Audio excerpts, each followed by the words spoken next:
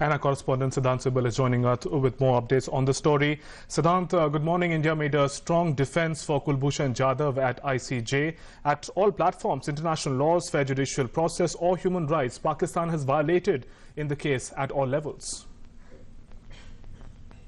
Well, right, Shubhendu, both the sides put out their own views, but from Pakistan's side, there was a sense of desperation and a sense of confusion. They used words like they were ambushed into the case, which shows that how defensive they were. And of course, there was confusion written large.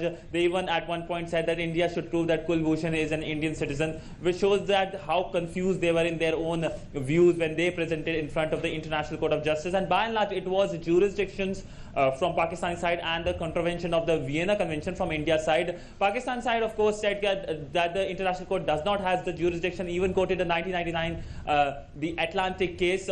But of course, this was is not a good defense given the fact that India has taken Pakistan on the basis of the contravention of the Vienna Convention and the ICCPR, which is the violation of human rights and of Kulbhushan Jadhav and the rights of India as a state. That was the basis of India's views, which were put by our counsel Hari Salve at the International Court. And of course, the Pakistani side, they used the fact that there was a bilateral treaty between India and Pakistan, the 2008 consular agreement between India and Pakistan.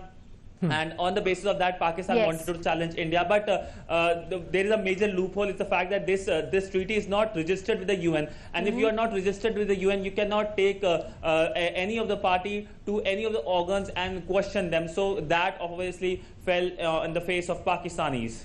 Absolutely. New Delhi, they're exposing Islamabad's lapses and making a forceful submission there at the ICJ at The Hague. Siddhant, also put this into perspective for us. What now happens from here on, whatever the decision may be, and of course at a later date in time. But what really happens from here on? What's the next course of action from India and Pakistan as far as this case at the ICJ is concerned, at the World Court?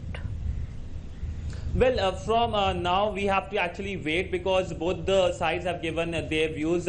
Now the International Court of Justice, the President of the International Court of Justice, Mr. Ibrahim, said that there will be another public announcement in which the court will announce its order, and we have to wait for that. When it will be announced, it can take days, it can take months, but there were other key figures, key information which came out that Pakistan on its side said that Kulbhushan Jadhav has a 150-day period of appeal, and in a sense he cannot be executed before that. So in a sense, Pakistan giving its assurances that nothing will happen to the Indian citizen Kulbhushan Jadhav, who was illegally abducted by the Pakistani state from Iran. And of course, I'll tell you another important point is the fact that this Friday, the appeal period, the 40-day appeal period from the time period when the announcement of his hanging was announced comes to an end. And so far, Pakistan, of course, has not done anything. India did, of course, went for an appeal against the military court and through his mother,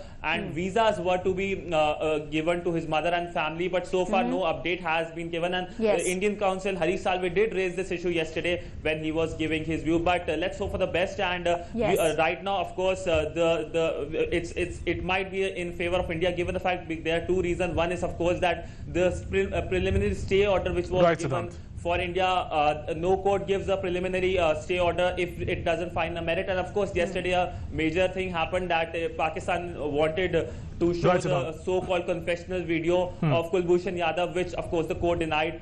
So it obviously it's right now seems to be positive for India. All right, Siddhant, thank you very much for joining us with those inputs.